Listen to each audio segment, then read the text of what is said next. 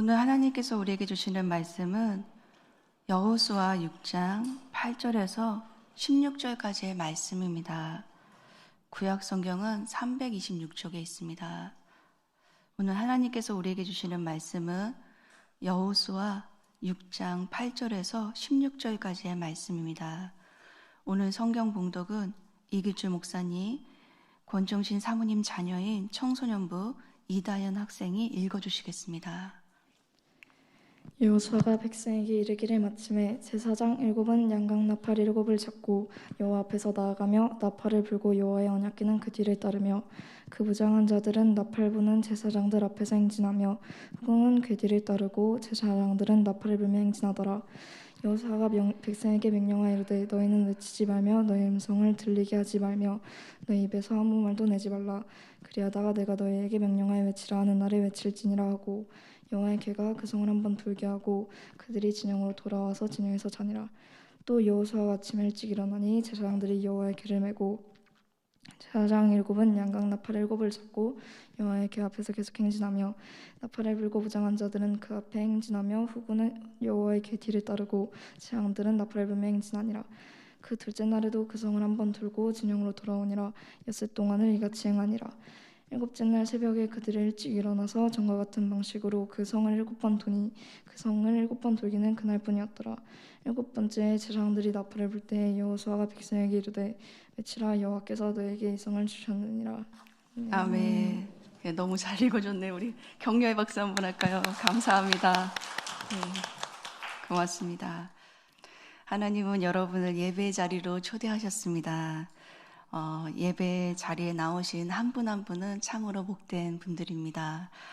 이 복된 자리에서 하나님을 만나고 또 하나님을 경험하는 은혜가 있기를 간절히 소망합니다. 아멘. 죽으면 죽으리라 라는 책을 쓴 안희숙 사모님은 일제시대 때 신사참배의 반대로 평양 감옥에 갇혀 있었습니다. 그렇게 안희숙 사모님이 평양 감옥에 갇혀 있을 때 한 여인이 끌려 들어왔는데 이 여인은 끌려 들어올 때마다 소리를 질러서 그 감옥에 있는 사람들이 다 집중해서 이 사람을 쳐다봤다고 합니다. 이 여인은 평양에서 제일 유명한 기생 선화라는 사람인데 그녀는 얼굴은 이뻤지만 말은 거칠었고 자신이 높은 사람을 많이 알고 있다고 하면서 자신은 죄가 없는데 여기 억울하게 끌려왔다고 소리를 질렀습니다. 그리고 그녀는 큰 소리를 지르며 내가 아는 높은 사람들이 나를 곧 빼줄 거니까 나한테 함부로 대하지 말라고 말했습니다. 하지만 그녀가 그렇게 소리를 쳤지만 아무도 그녀를 구하러 온 사람은 없었습니다. 그러자 그녀는 아침 밥그릇을 걷어차고 점심에도 저녁에도 밥그릇을 걷어차기를 3일 동안 연속해서 했습니다. 3일을 굶고 소리 지를 힘이 없이 누워있는 선아에게 안희숙 사모님이 복음을 전했습니다. 선아, 예수 믿어. 왜 인생을 그렇게 험하게 살아? 예수 믿어. 그리고 안희숙 사모님은요, 이어서 감옥에서 찬양을 불렀습니다. 저 높은 곳을 향하여 날마다 나아갑니다. 내 뜻과 정성 모두어 날마다 기도합니다. 괴로움과 죄가 있는 곳, 나 비록 여기 살아도 빛나고 높은 저곳을 날마다 바라봅니다. 내 주여 내 발 붙드사 그곳에 서게 하소서. 그곳은 빛과 사랑이 언제나 넘치옵니다. 아멘. 감옥 안에 찬양 소리가 울려 퍼지자 하나님의 임재가 가득 찼고 강팍했던 선아의 마음이 완전히 깨어져 마음의 문이 열리기 시작했습니다. 기생이었던 그녀는 노래를 참 잘 불렀는데 찬송가를 몰랐기에 그 소리가 너무 좋아서 안희숙 사모님에게 그 소리 나도 좀 가르쳐달라고 부탁을 했습니다. 그렇게 해서 감옥 안에서 선아는 찬송을 배우면서 그 의미에 담긴 복음을 받아들이기 시작했습니다. 창과 소리를 잘했던 그녀의 찬양 소리는 감옥 안에 있는 죄수들에게 큰 은혜를 끼쳤습니다. 그녀가 처음에 감옥 안에 들어올 때는 그녀의 소리는 감옥 안 모든 사람을 지옥으로 만들었습니다. 하지만 그녀가 복음을 받아들이고 찬송을 불렀을 때 그녀의 소리는 감옥 안을 천국으로 바꾸어 놓았습니다. 이처럼 어디든 하나님께서 임재하는 곳이면 예배가 되고 그곳이 천국이 되는 것입니다. 오늘 본문 말씀에도요, 전쟁터 가운데 하나님의 임재가 머무니 그곳이 예배의 장소로 바꾸어지는 것을 볼 수 있습니다. 그래서 본문에 나오는 여리고 전투는 전투라기보다는 하나님의 임재가 있는 예전적인 성격을 지니고 있습니다. 즉, 눈으로 보기에는 전투 같지만 그것은 하나님께 드려지는 예배입니다. 첫째, 여리고 전투는 전투 이전의 예배입니다. 본문 8절의 말씀인데요, 우리 여호수아 8절의 말씀을 함께 읽어보시겠습니다. 시작.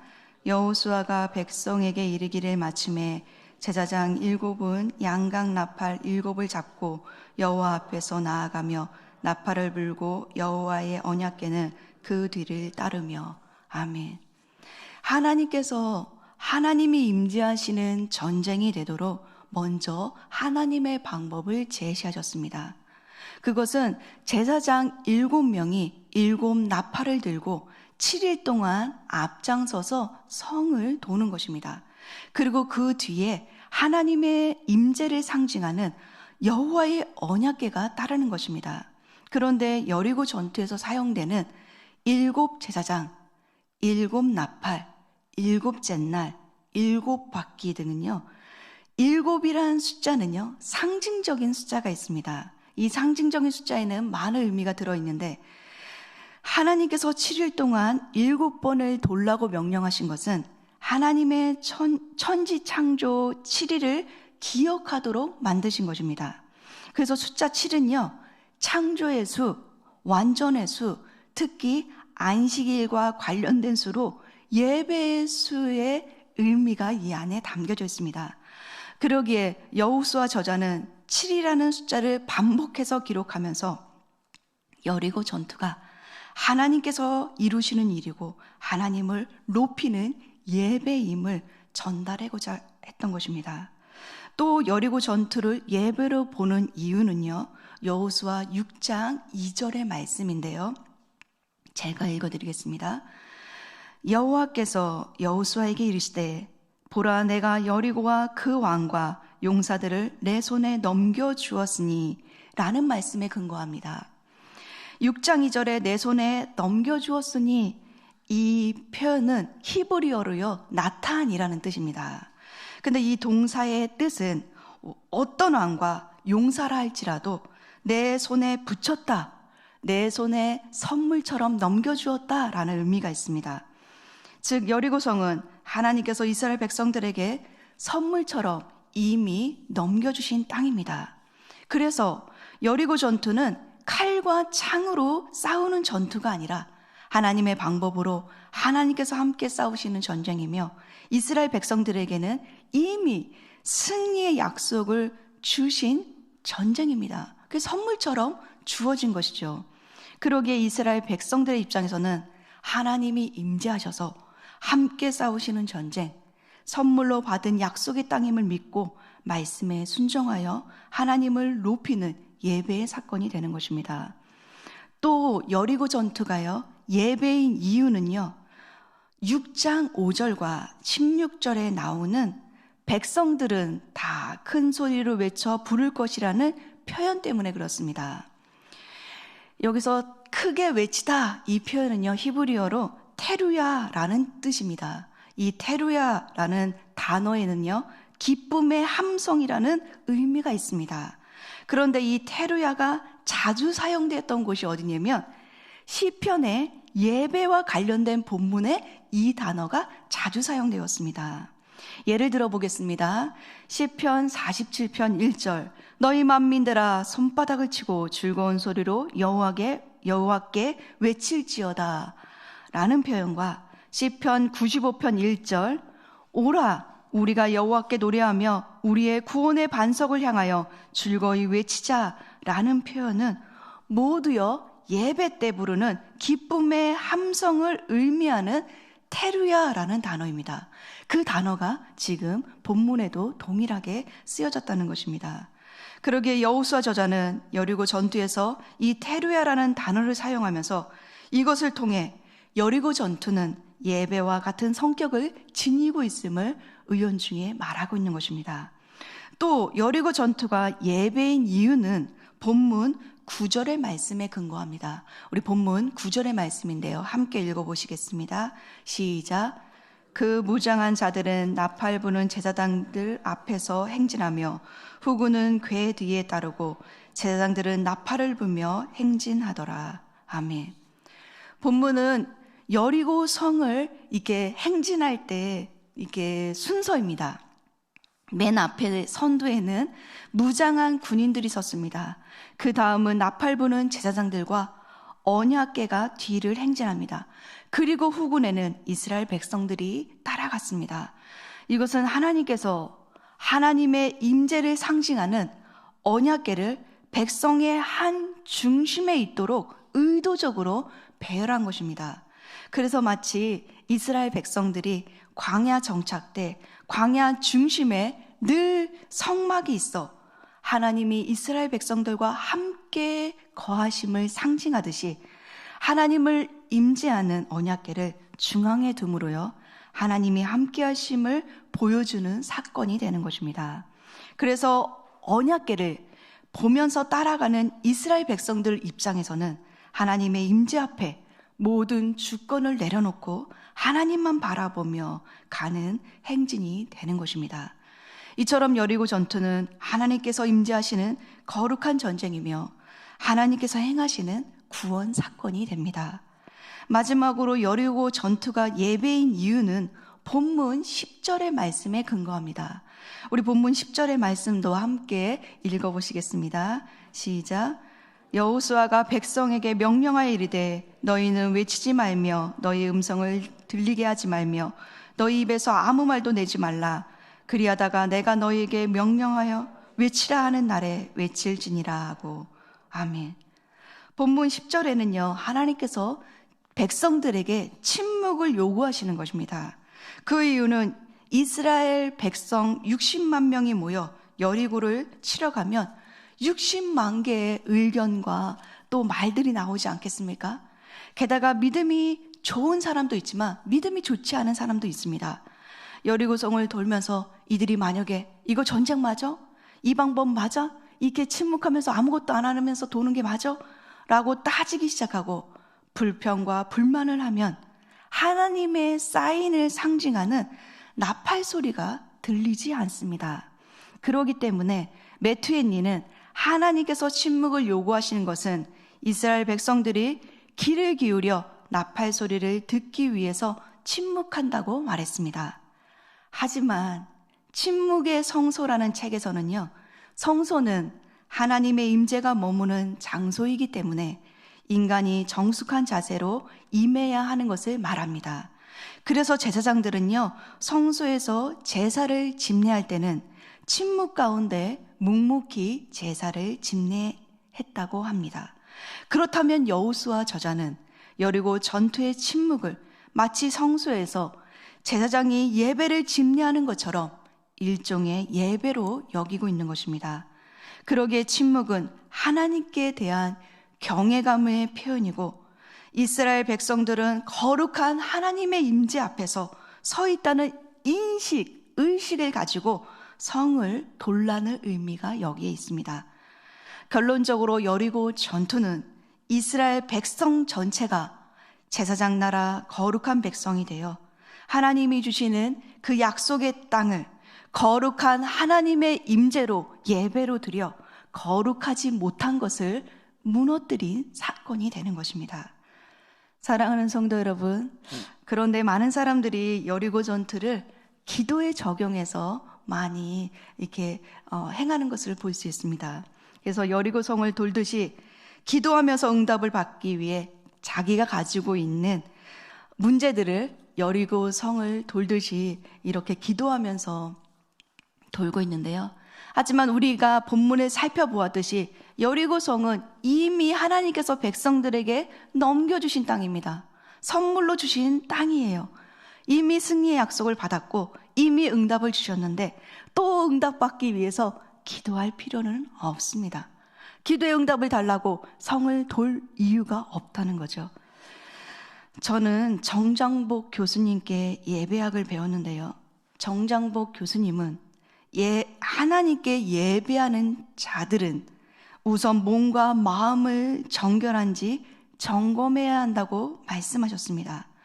그렇다면 이스라엘 백성들은요, 요단을 건넌 후 길갈에서 돌을 쌓고 할례와 유월절을 지키며 자신의 몸을 성결하게 하는 행위는 하나님의 임재와 예배자의 자세를 보여주는 것입니다. 또 정장복 교수님은요, 예배란 하나님이 주신 창조의 은총과 예수 그리스도를 통한 구원의 은총을 깨닫고 감격해서 드리는 그리스도인들의 응답 행위라고 가르쳐 주셨습니다. 그렇다면 여리고 전투는 하나님께서 행하시는 일이고 이스라엘 백성들에게 완전한 승리를 주신 은총의 사건이며 구원의 은총을 깨닫는 하나님을 높이는 행위로서의 예배가 되는 것입니다. 사랑하는 성도 여러분, 우리가 하나님의 주권을 인정하고 하나님을 높이고 하나님의 영광의 임재가 가득한 예배를 드리시는 저와 여러분 되시기를 간절히 소망합니다. 아멘. 둘째, 순종, 예배, 그 다음에 주어지는 것이 승리입니다. 우리 본문 15절과 16절의 말씀인데요. 우리 15절과 16절의 말씀을 함께 읽어보시겠습니다. 시작. 일곱째 날 새벽에 그들이 일찍이 일어나서 전과 같은 방식으로 그 성을 7번 도니 그 성을 7번 돌기는 그날 뿐이었더라. 7번째 제사장들이 나팔을 불 때 여호수아가 백성들에게 이르되 외치라, 여호와께서 너희에게 이 성을 주셨느니라. 아멘. 본문은 7째 날 백성들이 새벽에 일찍이 일어나서 전과 같은 방식으로 침묵하면서 7번을 여호와의 언약궤 앞에서 말씀에 순종해서 그 성을 돌았다고 말씀하고 있습니다. 하지만 죽고 사는 전쟁터에서 아무 말 없이 성을 도는 전략은 인간적인 상식으로 이해되지 않는 방법입니다. 더군다나 엿새 동안 침묵하면서 여리고 성을 돌았지만 아무 일이 일어나지 않았어요. 근데 만약 여리고 성 그 위에 사람들이 먼저 돌고 있는 그들에게 화살을 쏜다던가 불화살을 쏜다던가 뭐를 공격한다던가 그러면 모두가 죽을 수 있는 상황입니다. 그럼에도 불구하고 백성들은요, 묵묵히 6일을 아무 말하지 않고 그 성을 돌았습니다. 그래서 출애굽 1세대는 불순종으로 모두 죽었던 그 자리에서 출애굽 2세대는 철저하게 순종함으로 따랐던 것입니다. 이제 7째 날 7 제사장이 양각 나팔을 불 때 60만 이스라엘 백성 모두가 일제히 순종하여 소리를 외칠 때 하나님의 역사가 일어납니다. 그러기에 여리고성은요, 이 성이 무너진 것은 칼과 창이 아닌 하나님의 영광의 임재와 7 양각 나팔 소리와 이스라엘 백성들의 연합된 소리로 이 성을 무너뜨린 것입니다. 사랑하는 성도 여러분, 제사장 나라로 부르심을 받은 이스라엘 백성들은 여리고 전투의 한 소망으로 순종했습니다. 그리고 그들은요, 부르심의 한 소망을 가지고 한 마음과 한 뜻이 되어 언약궤를 바라보면서 예배하는 마음으로 행진했습니다. 그 결과 그들 눈앞에는 승리라는 그 결과를 맛볼 수 있었습니다. 그런데 이렇게 순종, 예배, 그리고 승리는요, 이 여호수아 본문에게만 나오는 게 아닙니다. 역대하 20장에 보면 남유다 여호사밧 왕에게 모압과 암몬, 마온 사람들이 함께 남유다를 치러 왔을 때 여호사밧 왕은요, 하나님께 먼저 기도했습니다. 그리고 그 유명한 말을 남깁니다. 역대하 20장 12절. 우리 하나님이여 그들을 징벌하지 아니하시나이까. 우리를 치러오는 이 큰 무리를 우리가 대적할 능력이 없고 어떻게 할 줄도 알지 못하옵고 오직 주만 바라보나이다 하고 아멘. 그러자 하나님께서는요, 레위 사람 야하시엘에게 말씀을 줘서 전쟁은 하나님께 속한 것이다. 전쟁은 하나님께 속한 것이니 너희는 담대하게 그 전쟁에 나아가라 말했습니다. 이 말을 듣고요, 여호사밧 왕은 하나님께 엎드려 경배했습니다. 그리고 그 전쟁터에 나갈 때 말씀을 듣고 순종하여서 찬양대를 앞세워서 찬양과 예배하자 하나님의 임재가 그곳에 머물러서 칼 한 번 써보지 않고 전쟁에서 이겼습니다. 그래서 그곳을 불화가 골짜기, 송축의 골짜기라고 부르고 있는 것입니다. 그런데요, 순종, 예배, 그리고 승리는요, 또 신약에도 나옵니다. 신약 사도행전에 나옵니다. 사도행전 16장에 보면 바울과 실라는요, 하나님의 인도하심을 따라서 순종한 곳이 마게도니아 첫성 빌립보였습니다. 그곳에서 바울과 실라는 귀신 들린 여종을 구해줬지만 매를 맞고요, 감옥에 갇혔어요. 그런데 사도행전 16장 25절에 보시면 한밤중에 바울과 실라가 기도하고 하나님을 찬양하며 제자들이 듣고 하나님도 들으셔서 하나님의 임재 가운데 감옥문이 열리는 기적이 일어났습니다. 뿐만 아니라 기도하고 찬양하는 예배 소리는 닫혀져 있던 간수의 마음을 열어서요, 그 집이 구원을 얻는 놀라운 구원의 승리를 얻게 되었습니다.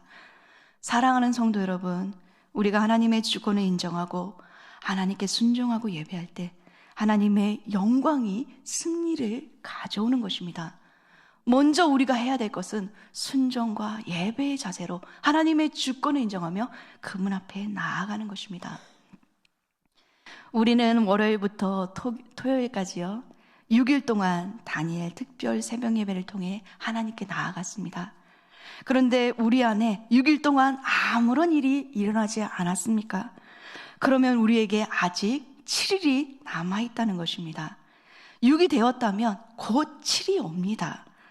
7일의 승리의 날이 옵니다. 7일의 구원의 날이 옵니다. 하나님께 주권을 드리고 순종하며 하나님의 임재의 예배로 나아간다면 반드시 승리의 날이 올 것을 믿습니다. 아멘. 저는 휴가 때 기도원에서 기도하면서 말씀을 묵상하면서요, 하나님의 영적인 원리를 깨달았는데요, 우리 교회는 하나 되어 하나님께 예배로 나아가자, 그래서 하나 되어 예배하는 교회로 하나됨과 예배에 초점을 맞췄습니다. 그런데 이 두 가지 모두 사단이 너무나도 싫어하는 겁니다. 하나 되는 거, 예배하는 거 너무 싫어하는 거죠. 그래서 우리가 하나 되고자 하면 할수록 분열을 만들고 시기와 질투와 이간질과 미움과 싸움과 원망과 분쟁을 만들려고 하고 있습니다. 여리고 전투가 승리로, 그 소리로 승리했다고 했습니다. 근데 만약에 우리 교회 안에, 우리 안에 분열과 시기와 질투와 이간질과 미움과 싸움과 원망과 분쟁의 소리가 계속해서 일어난다면 두렵고도 떨리지만 어떻게 되겠습니까? 그 소리가 어떻게 되겠습니까? 그러나 반대로 우리가 감사와 사랑과 소망과 예배의 소리가 가득 찬다면 그 하나님의 영광의 임재가 머물 때 하나님의 역사가 일어나지 않겠습니까? 우리 안에 분열을 끊고 우리 안에 나오는 이 미움과 싸움과 원망을 끊으려면 회개해야 됨을 알았습니다. 근데 그게 하나님이 나부터 회개해야 됨을 알게 깨닫게 해주셨습니다. 우리 안에 각자의 회개함으로 하나님께 나아갈 때 하늘 영광을 버리신 예수님처럼 낮아지고 섬김의 방법으로 나아갈 때 하늘의 소리, 하나님의 방법이 이길 것입니다. 무엇보다 우리 교회는 아주 중요한 전환점에 있습니다. 중요한 시즌을 맞이하고 있어요. 이럴수록 부르심의 한 소망을 가지고 말씀에 순종하며 침묵해야 합니다. 그리고 각자의 삶에서 거룩한 하나님의 임재가 임할 수 있도록 하나님만 바라보고 나아가야 합니다. 인간의 방법이 아니라, 인간의 계획이 아니라, 인간의 수단이 아니라 하나님의 방법, 주님의 소리를 듣고 순종함으로 승리하시는, 정말 승리하시는 저와 여러분 되시기를 간절히 소망합니다. 아멘. 기도하겠습니다.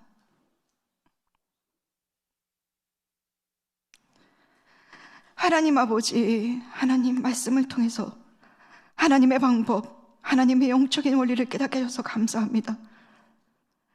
부르심의 한 소망이라는 주제 가운데 하나님 예배를 드렸습니다. 우리가 순종하며 예배 가운데 나갈 때 승리를 주시는 분은 하나님이십니다.